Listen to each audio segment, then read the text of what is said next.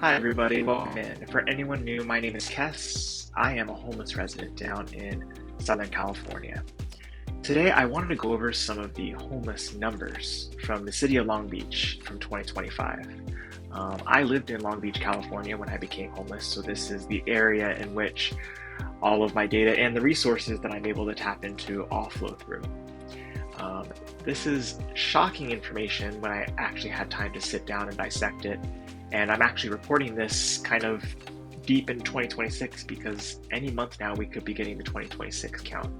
And I'm very curious to see what trends we're going to see when those numbers are dropped. First and foremost, I am one of approximately 3,600 homeless residents in the city of Long Beach, and one of approximately 2,600 that go unhoused by the city most nights. In addition, close to 58% of the people that are homeless in the city of Long Beach, California in 2025, which is approximately 2,000 people, reported being homeless for the first time. What's wild to me is only about 28% of those folks get housed.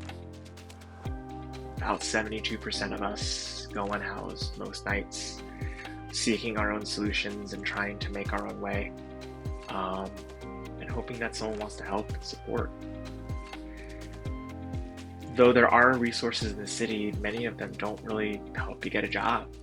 They don't help you get a roof over your head, or there's a long line to wait to get any of those resources that you can tap into. But they do track multi-service visits, just under 180 per day. They were able to get almost 1,600 families housed last year, and they had about 5,000 requests to outreach teams throughout the city. They also have 1,300 shelter beds. Unfortunately, only about 360 of them are in control of the city, which means the rest have various levels of rules and personal policies that they have to enforce, and none of them in this particular city allow me to shelter my dog, with the exception of inclement weather nights. Now here's the big one, because I was employed full-time when I became homeless. Over 40% of the people that are facing homelessness in Long Beach, California are facing financial distress. It's a huge contributing factor to why so many of us are in this position. I was employed full-time and commissions just weren't able to keep up, and I didn't have an employer that seemed interested in working with me so that I could take on some extra work and try to get to where I wanted to go. And I imagine many other people, not just in my city, but throughout the country, are facing very similar challenges as they continue to navigate 2026 with their friends and family. But most importantly, and this was the biggest thing that I noticed when I looked at the data, was the rising cost of living, specifically for a studio apartment. Just since 2020, it's gone up almost $600 to get a studio. And this is a big city, it's not a small town. There's lots of economic opportunity, work. It's got a great life, bar scene, food scene. There's a lot to like about the city, but not for an area to boom like this and rent to go up nearly $600 in the course of just 5 years. And to make matters worse, as I continue to read through this report, we have impending cuts coming. The current administration does not seem to want to help those that are trying to work their way back up and get back up on their feet. We've already had cuts to various housing programs. SNAP has been cut, and there's more looming cuts coming to the city, in which I'm hoping to get some help from. And I've received some help, just not a ton.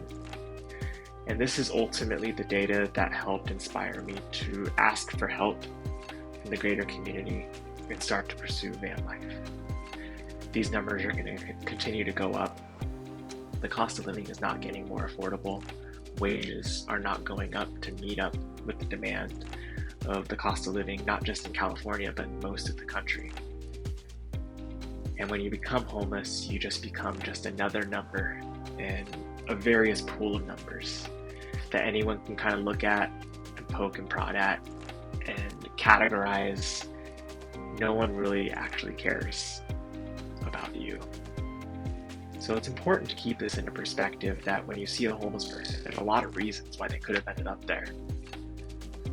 But at the end of the day, it's really hard to get a job, keep a job, bathe, sleep, and do all those things without a place to live.